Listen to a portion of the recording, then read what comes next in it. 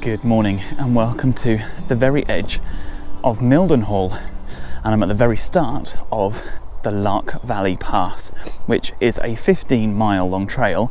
It is waymarked from Mildenhall here all the way to the centre of Bury St Edmunds. Now I'm right on the edge of the Brecks here, so this opening stretch is going to be through acid grassland and pine trees. It's going to be really interesting and completely different from the last half of the trail. So I'm actually really excited because I've never really walked around this area before. The River Lark is just beside me here. It's looking quite mature, it's quite wide, not particularly deep, but at one point in the past this river was navigable all the way to Bury St Edmunds, and this was part of actually the towpath that I'm on at the moment. So I'm just heading up to Barton Mills. I'm going to cross the really busy A11 and then I'm going to be right out into the countryside heading towards Icknield.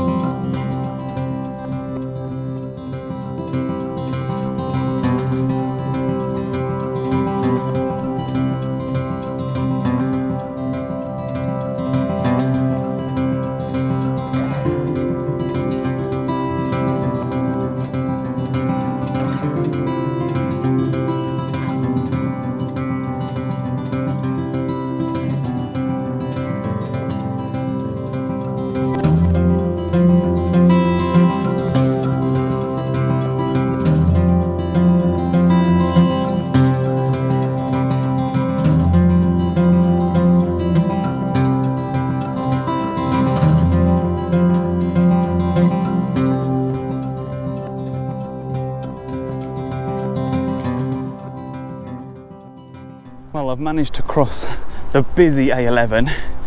Now, if you do walk this trail, you'll notice that at Mildenhall right up to the A11 there are no waymarks at all for some reason. I don't know why, but as soon as you arrive at the A11 there are a couple of waymarks.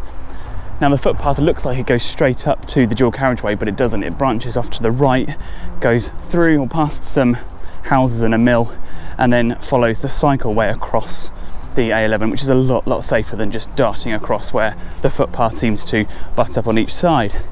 But now that I am here, this is absolutely lovely. I'm surrounded by woodland. Now it is nearly December, so there's not many leaves left on the trees, but there's some glorious colours coming through, and of course the River Lark alongside still. Now I think I'm going to be sticking to the riverbank footpath for at least a mile, maybe even 2 miles, as I make my way around to Icknield, which is the first village that I'll come across. But there are some interesting historical features in the fields up ahead, which I'll mention when I get there.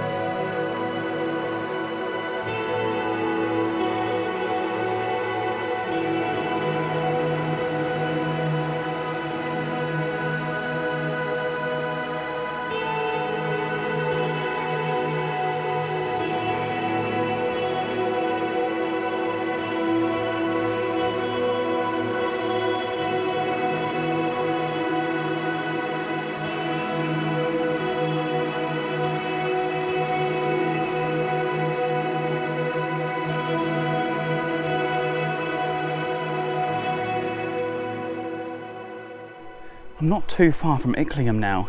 I'm just strolling along the lovely River Lark, just behind me down here. But I've just come across these tracks. Check this out. massive section of tracks down here, and looking at the footprints, it looks like deer. So this is a major thoroughfare, and if I turn you around this way, you can see how they make their way down the edge of the river here, and then through the reeds there. There's numerous little tracks up that they've taken, and then on the other side of the river you can actually see where they come in from over there. So there must be a massive herd that lives in this area and uses this way as a thoroughfare from one side of the river to the other. It's quite amazing.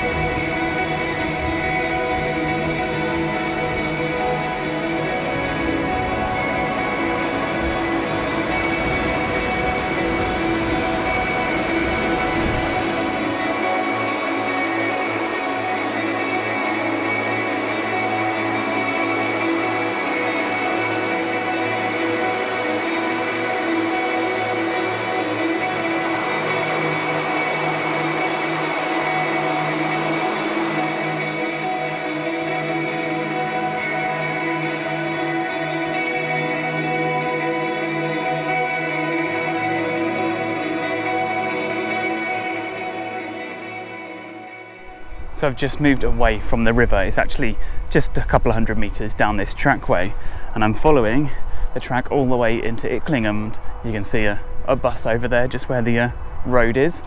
But I've stopped here for a reason, and that is because if you look at this field, you can see a raised platform over here, and it's actually an enclosure.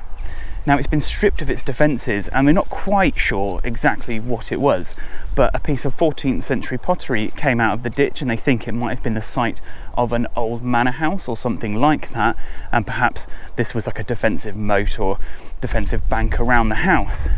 What is really interesting is that's probably the youngest piece of archaeology in all of these fields. Other than this massive earthwork, this field has been untouched for thousands and thousands of years. Now there's lots of monuments here and plenty of finds that date all the way back to the Neolithic and Paleolithic period, so thousands of years ago, where hunter-gatherers and early farmers would have lived and worked this land, and it's actually very close to the Icknield Way, which is one of the oldest roads in Britain.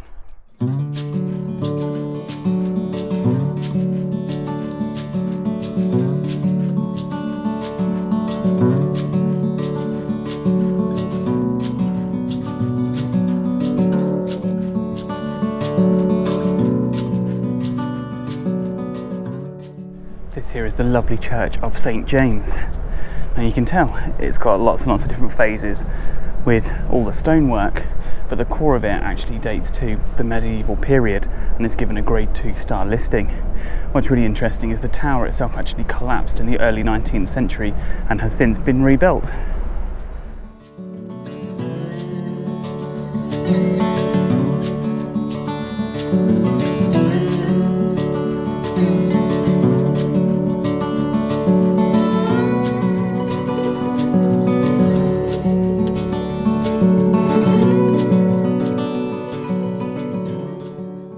Briefly just stepped off the trail. The road is literally just 100 metres up there, specifically to check out this field, and initially it might not look like much, but you can see some earthworks in here, and this is actually a Civil War earthwork. It's a sconce with 4 angled bastions in each corner, and although you can't see it very well from the ground here, from the air you can really see the shape of it. Now it was largely levelled in World War II when this pillbox was built, and it's probably to prevent it from being used as a defensive site if the Nazis ever did manage to invade here. But it is an amazing site and one of only a few Civil War earthworks in this area.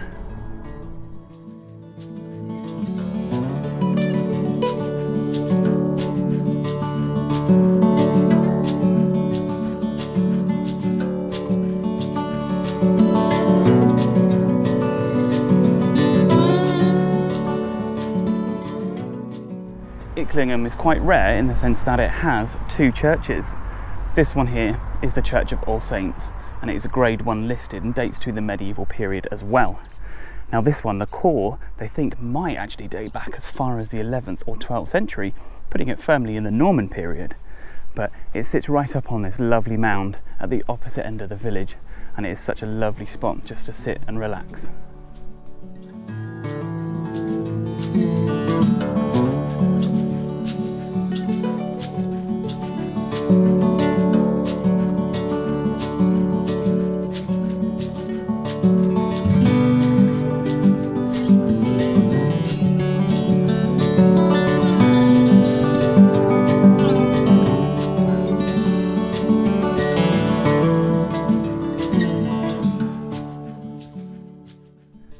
This type of grassland here is very common in the Brecks, and it's a type of acid soil underneath, and it is very free draining.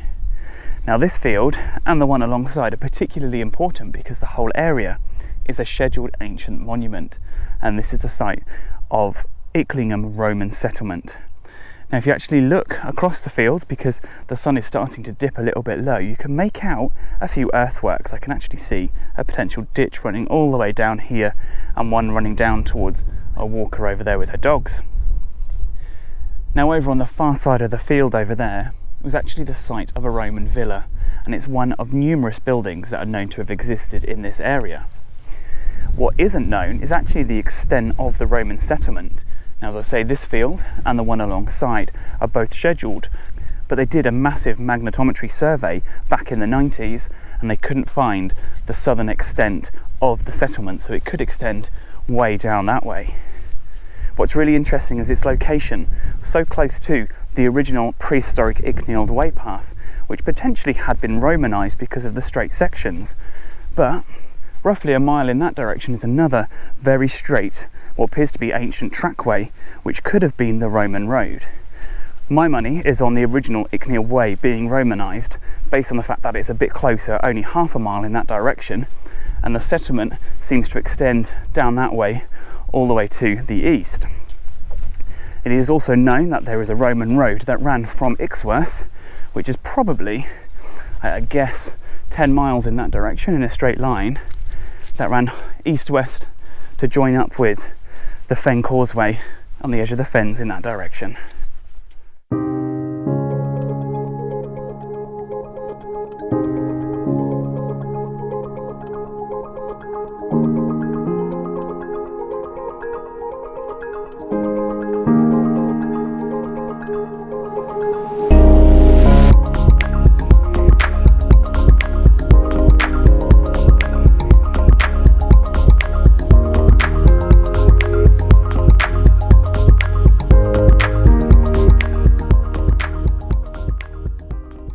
So this is something very interesting. This apparent sandy trackway is the actual line of the Icknield Way, which is one of the oldest roads in Britain. It actually joins on to the Ridgeway, some probable 100 miles or so that way, and goes all the way up to Thetford and beyond, but it's a bit harder to trace beyond Thetford and likely continued all the way to the coast, very similar to the Peddars Way. This is where the Lark Valley Path actually starts to join the St Edmunds Way, which is the long distance trail that I did a couple of years ago. I'm now going to follow the trail down in towards Lackford, and I've actually parked at Lackford and I took the bus to Mildenhall this morning because I thought I would divide this 15 miles down into two sections, mainly because of the fading light. There's only about 6 hours or so of decent daylight at the moment. So I'll be continuing very soon along my Lark Valley Path from Lackford all the way to Bury St Edmunds.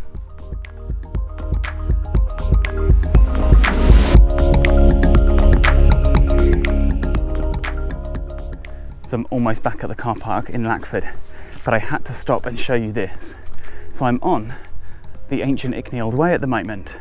It's quite a straight path, but if you look to the right here, there is a parallel bank going that way, and just 10-15 feet over there is another one, which means this could potentially be a Romanised section of road, because they always built banks and ditches on either side, and the fact that this is a long straight section as well definitely means it could be a Romanised section of road. And I just thought it was really interesting and so obvious.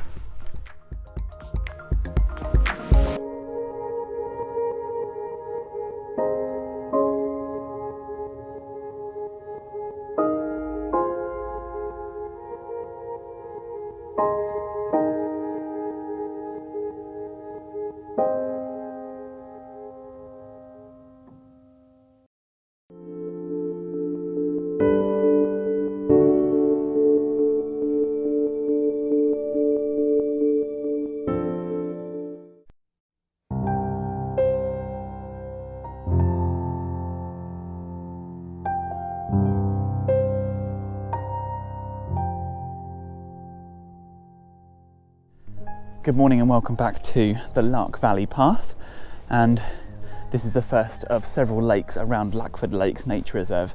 This one is actually part of Weststow Country Park, and on the far side of the park over there is a reconstructed Anglo-Saxon village. So if you have time and you decide to split this walk up into two, you can pay and have a look at that reconstruction, and it's really interesting. But the rest of this walk is about 8 miles. It's going to continue to follow parts of the river.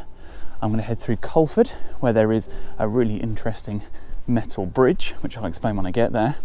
I'll go past Culford Hall, and then I'm going to continue down through a golf course and into Bury St Edmunds. The trail, I believe, ends at the train station, although I think I'm going to continue towards the bus station and show you where that is, only because if you're going to do this trail in one day, you're going to need to get the bus back to Mildenhall, or vice versa if you're doing it in the reverse direction.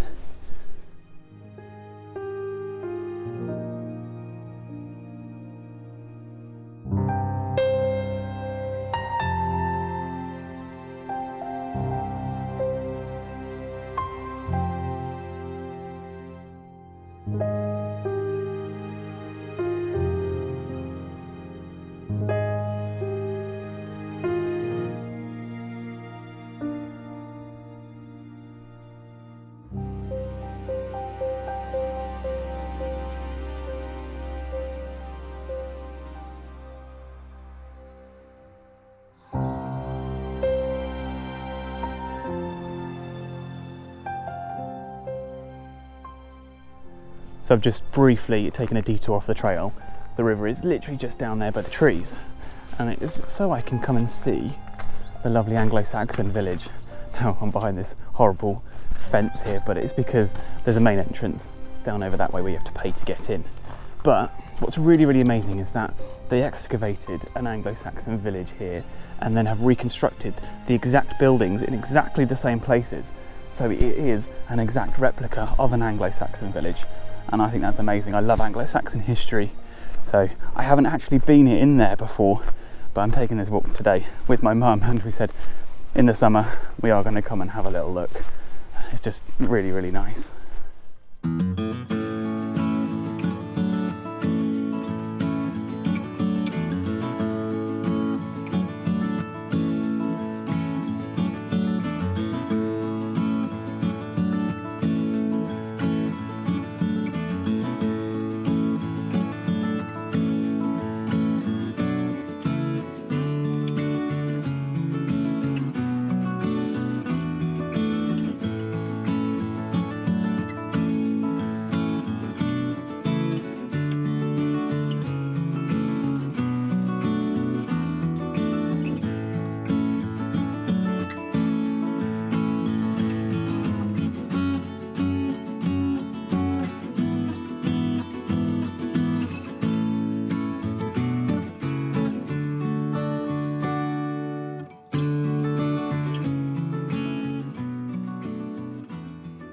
So we left Weststow Country Park only about 20 minutes ago, and we're now passing Fuller's Mill, and it's open to the public through the summer months.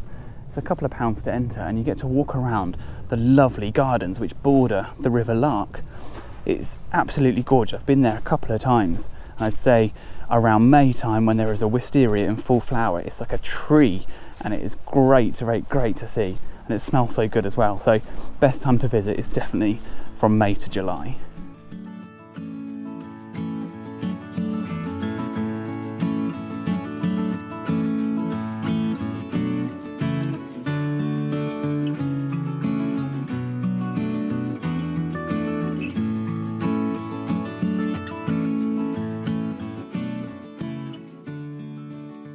So I've just left Fuller's Mill and rejoined the River Lark, and then on the other side of this bank is Lackford Lakes Nature Reserve, and it's owned and managed by Suffolk Wildlife Trust. So the main entrance is quite a way away, and it's actually on the other side of the reserve, but you can stand along the riverbank here and enjoy some of the wildlife that lives in and around the lakes, including kingfishers that we have just seen.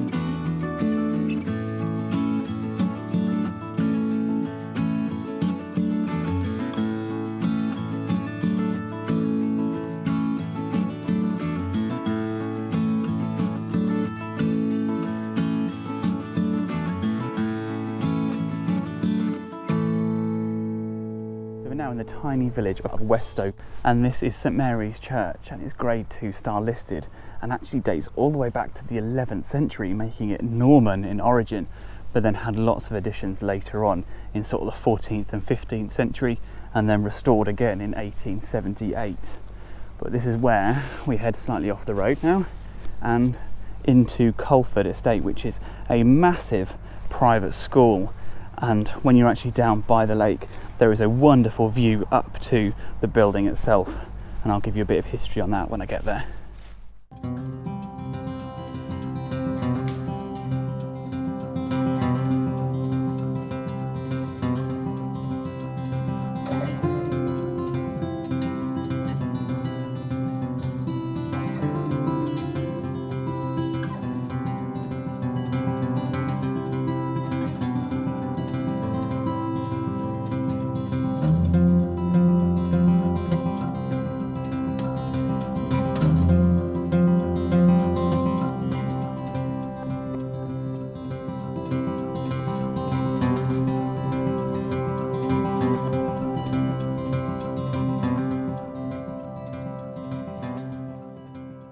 So I've just arrived in Culford Park, and this is the Iron Bridge.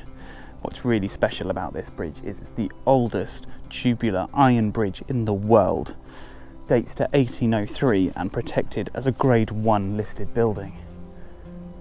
It's really quite special. It goes over the lake, it has granite abutments, and also these urns are carved out of marble. It's really, really quite impressive.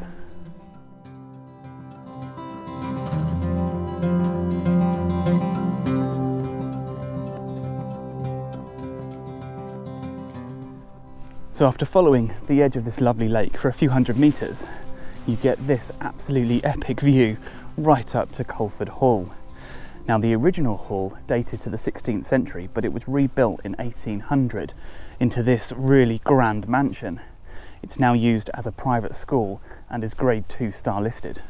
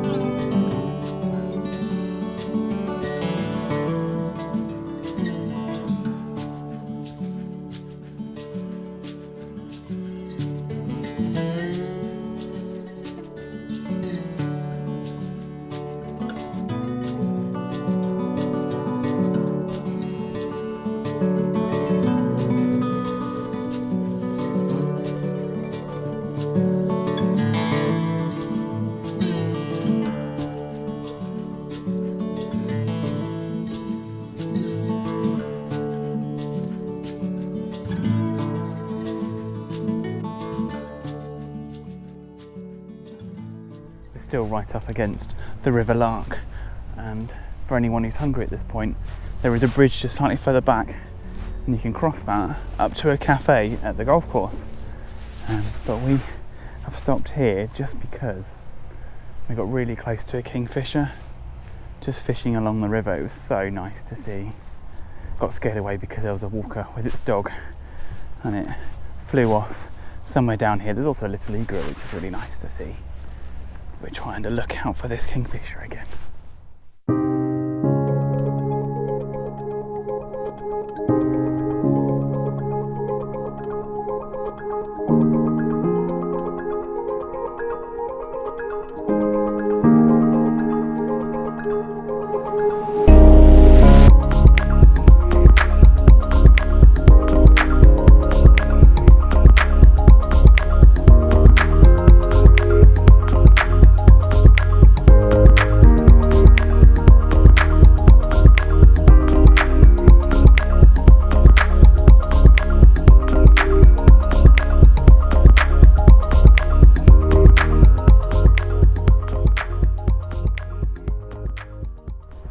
Just as you enter Bury St Edmunds, you pass these amazing ruins, and this is actually the location and the remains of St Saviour's Hospital, which was founded in 1185 and now partly excavated.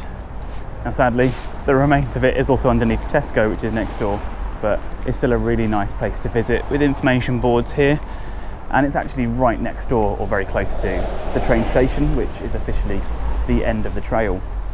But I would suggest just carrying on a little bit further to the bus station, because there is no train station in Mildenhall and you'll need to get a bus back if you're doing it in one day, or if you've parked at Mildenhall and doing it over sort of 2 days, you will need to use the bus service.